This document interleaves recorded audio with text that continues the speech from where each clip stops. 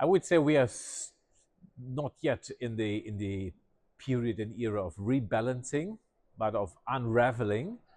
And I would say the major reason and source and epicenter of the great power competition, of course, is the relationship between America and China.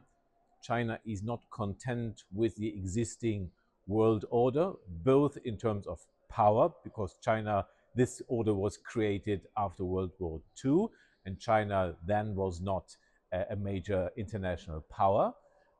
And with regard to values, China openly rejects the idea of liberal values. This is, in Chinese perception, an American power claim in disguise. It's all about American power, and China is objecting to that. And this is the major tension and source of competition, and this is going to last.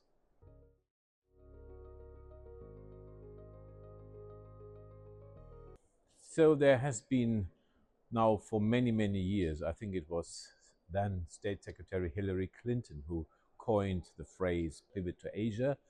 I would say what we are seeing today and even for some time in America is something different. It's that even America is approaching its limits.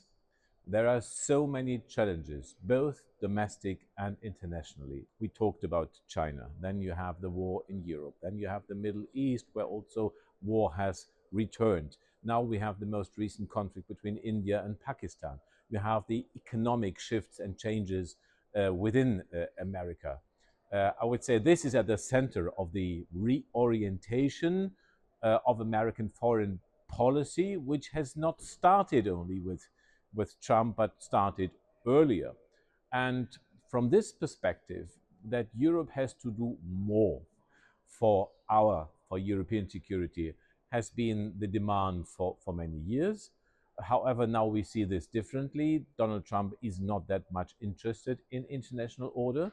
I would say the major shift and break with American history of foreign policy is that since the entry of America into the Second World War, so in 1941, European security has been identified as a genuine American interest, not just doing something in favor of the Europeans, but for America itself.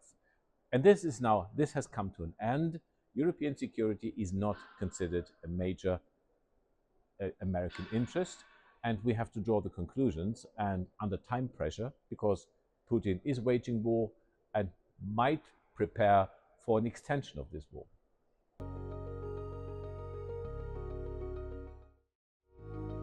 I'm convinced that the European interest is to uphold the transatlantic alliance, to uphold NATO, but we will only preserve this military defense alliance if Europe contributes more. And this is what we have to do. It won't stay unless we do more. And I would say now we have, as Europeans, become realistic. The East Europeans have become realistic long time ago because they feel the threat coming from Russia. And we in the west of Europe, we haven't felt that much actually being threatened. So we have relied on American protection, and we have done this far too long. Now we have to enter the phase of action, and we have to spend, to buy, and first and foremost, we have to scale up our defense industries, which are nearly all of them mostly nationally oriented, national brands and companies, and we can't afford this kind of tailor-made national production. We have to scale up and Europeanize our defense industries, which is extremely important, and this is perhaps the major contribution we have to make.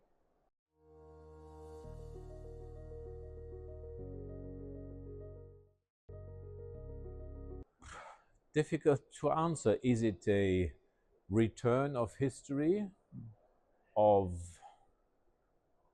the way foreign policy was done in previous times? Perhaps I would frame it like that, that we see the return of something we thought we had overcome. And this is certainly the case of Russia and Putin. I would say his attempt is to reintroduce war and warfare as a tool of foreign policy as it was during the centuries across Europe. And this is what he wants to do, and this is what we have to avoid.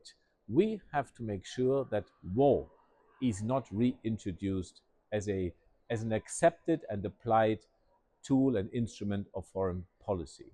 And we should strive to extend this idea that war is not an instrument of foreign policy. Since we have this unraveling of order, this creates insecurity, this creates voids and a lack of rules. And of course, this void is always filled immediately.